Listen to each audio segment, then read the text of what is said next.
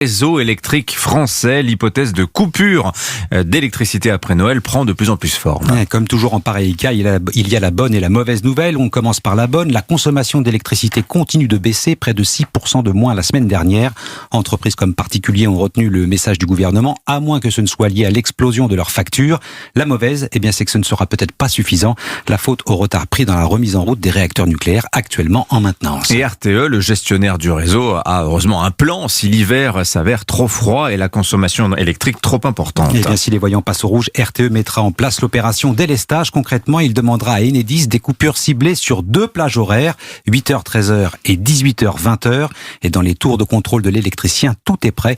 Reportage dans l'agence de conduite Enedis de Centre-Val de Loire, Margot Faudéré. Sur une maquette commandée par un tableau de bord, Sébastien Sarrazin, responsable de l'agence, simule un délestage, une coupure d'électricité qui ne pourra être ordonnée que par RTE. Donc là, on a un premier départ qui a été coupé. C'est une ligne 20 000 volts. Cette coupure, elle va durer approximativement 2 heures. Et quand on aura abouti à ces 2 heures, on va réalimenter les clients qui avaient été coupés et donc aller impacter une autre ligne électrique. Puis une fois que tout ça c'est terminé, on va réalimenter l'ensemble des clients. Une solution qui ne sera enclenchée qu'en ultime recours, notamment après avoir baissé la tension sur le réseau.